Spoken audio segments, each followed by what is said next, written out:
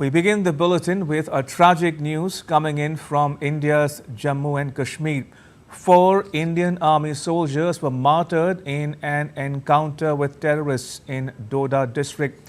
Based on specific intelligence inputs, a joint operation was launched by the Army and Jammu and Kashmir Police on Monday following an exchange of fire with terrorists in Dessa area of the district. Additional troops were called in later to support the counter-terror operations underway in the area.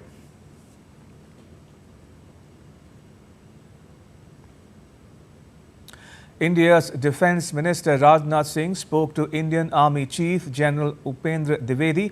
In a tweet, Minister Singh said, and I quote, "Deeply saddened by the loss of our brave and courageous Indian Army soldiers in a counter-terrorist operation in Urrar Baghi Doda, J&K. My heart goes out to the bereaved families. The nation stands firmly with the families of our soldiers who sacrificed their lives in the line of duty," unquote.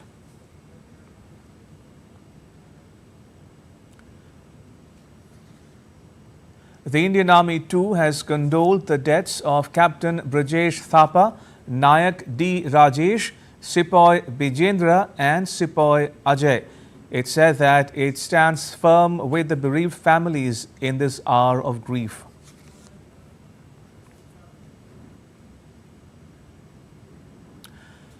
The Chief Minister of the northeastern Indian state of Assam, Himanta Biswa Sarma, said the government was committed to addressing Pakistan-sponsored terrorism. जो भी Pakistan sponsor terrorism होगा, हमारा सरकार इसको जवाब देगा। जम्मू कश्मीर में शांति आए है और शांति को बहाल रखना हमारा कर्तव्य बनता है। हम हर तरफ का जो भी पाकिस्तान से साजिश होगा, हम लोग उसका जवाब दूंगा। All right, joining me is my colleague Tahir Nadeem Khan, who is in Doda in Jammu and Kashmir. Also joining us is Captain Alok Bansal, the Director of India Foundation. He is joining us from New Delhi. If I can start with you, Tahir, is the encounter still on? What's the latest you can tell us? Yes, Ramesh Ramachandran, the encounter, we can't say encounter is still on because since last night no gunshot has been heard. There was no exchange of fire. Although army and other security forces are there, they have hold up. It is being said that the militants or terrorists have been hold up in that area, but due to the dense forest and vast area, at least 20 kilometers of the area has been hold up. But as of now, no fire shot has been listened since midnight. And although those choppers have made 20 sorties since morning, paratroopers are being airdropped. It is because that senior officers from both army and Jammu and Kashmir police, they are hovering over the area. They are taking aerial stock of the situation. But search operation is going on. But encounter or contact has not been made so far since morning in this Dessa forest. Who could be behind this attack? Has any group claimed responsibility for the attack yet? Yes, Jaish-e-Mujahid's offshoot Kashmir Tigers, they on their Twitter handle early in the morning, they claimed that this is done by their group, Kashmir Tigers. This is called the offshoot of Jaish-e-Mujahid. They have taken the responsibility, owned it. And if we say since the militancy or terrorism started in this area, the first incident which was reported on 28th April in Basantgarh area of Udhampur district, since then 5 such incidents. All right, we seem to have lost that link with Tahir in Doda. We'll get back to him if we can later on this broadcast. But if I can bring in Captain Alok Bansal in this discussion. Captain Bansal, first of all, thank you for joining us. Now, do you see a pattern to such terror attacks in Jammu and Kashmir? Undoubtedly. This is the 7th attack in last 1 month in Jammu region. And I had been predicting that we would see terror attack in Jammu region, especially in those areas which are very critical, like Doda, Rajouri, Riyasi, Punch, Bhadarwa. Now, these are the areas where terrorists are now trying to target. The Pakistan-based terrorists are trying to target. These are the areas with mixed population where their handlers in Pakistan feel that they are going to either win or lose. And as a result, we are going to see the number of attacks in these areas have increased. This counter-terrorism operation, which is going on in Doda, is actually the seventh. These are areas with vast geographical expanse, with very difficult and hostile terrain. The population is sparsely populated. It's not like Valley, which is fairly densely populated. These are the Doda, especially, is the most one of the most sparsely populated districts in Jammu and Kashmir. It's huge in terms of geographical expanse. So these are the districts where we are going to see issues, and we are seeing that these districts are being relentlessly being targeted by these cross-border infiltrators and terrorists. And we have not seen this sort of an activity, this sort of a terrorist attack in Jammu region for many years. So this is actually a very, very serious issue. And I Indeed. think now we need to focus more on Jammu region and ensure Indeed. that Jammu is firmly secure before eliminating these terrorists completely. Right. Captain Bansal, do you see it as a handiwork of external actors, including but not limited to Pakistan? Could other actors be involved? See, there is no doubt that there are external actors involved, because please understand, if you are looking at domestic organizations, they don't have that much of support base in these areas. Like neither HM nor LET have that sort of support base in these areas. So these are obviously external terrorists who are being directed from across the border to carry out these incidents in these regions. Now, carrying out these attacks in these regions where they do not have too much of support very clearly brings out that this is being done at the behest of powers who understand strategy and tactics and are not locals. And this clearly looks like a handiwork of Pakistan's intelligence agencies. Okay. Now, that said, does the Indian Army, in your estimation, Captain Bansal, need to revisit its preparedness to thwart similar attacks in the future? See, there is no doubt Indian Army is almost geared up, and of course, the focus in recent past has been in the valley and surrounding areas. I think we may need to beef up security forces in Jammu region as well.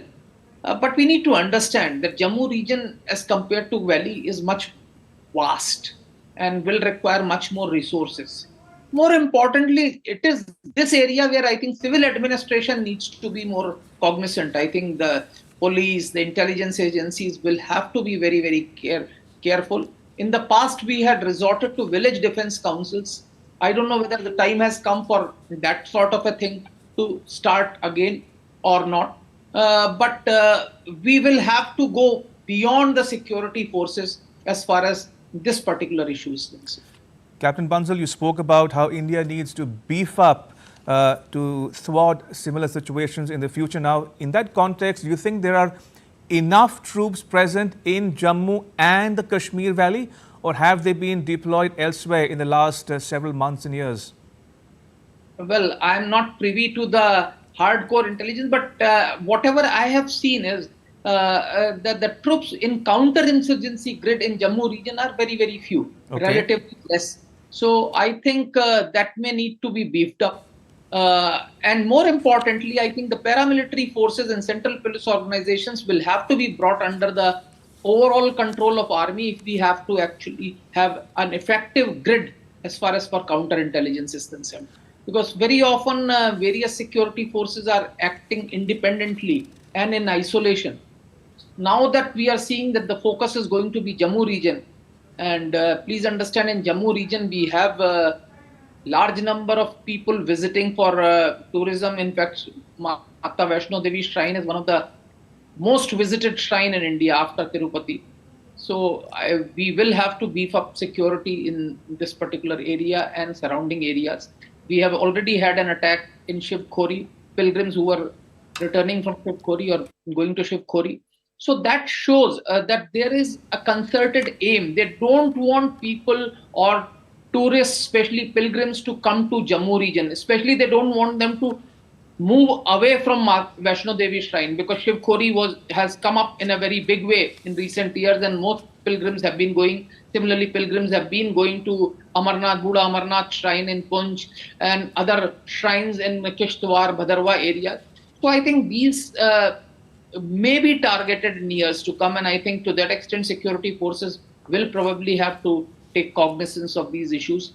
And our Indian Army and the security forces have an adequate resources to counter them, and Army has always given a great account of itself. Especially Rashtriya Rifles have done a yeoman service. But unfortunately, the counter-terrorism operations being the way they are, where you have to try and save that there is no collateral damage and ensure that civilian population is protected, the casualties invariably are more, because unlike the terrorists, the primary objective of security forces is to prevent any civilian casualty. Right. Captain Bansal, if I may go across to my colleague Tahir in Doda one more time on this broadcast. Tahir, you were talking to us about who could be possibly behind this attack. Do tell us more. Obviously, the Kashmir Tigers is controlled by Pakistan. They are based in Pakistan. There is no doubt about that the neighboring country, Pakistan, has done all this on his behalf. The three militants, terrorists which were killed a few days back in Gando area, Sinnu Panchayat of Gando area, all three of them were foreigners. None of them was local. So it is area of concern. And the other thing which we have observed during these encounters are these terrorist activities during last 2 months, since 28th of April, when they first infiltrated into these vast meadows, high altitude grasslands from Pathangarh towards Seoidhar. It seems that they are very trained in guerrilla warfare. So it is a different game altogether for army and security forces as well. We have to think according to that, although army is capable of tackling the situation. All right, I'm afraid that's all we have time for. I will have to leave it at that. May I thank Tahir in Doda, my colleague Tahir Nadeem Khan, and also Captain Alok Bansal for joining us on this broadcast. Appreciate it. Thank you for your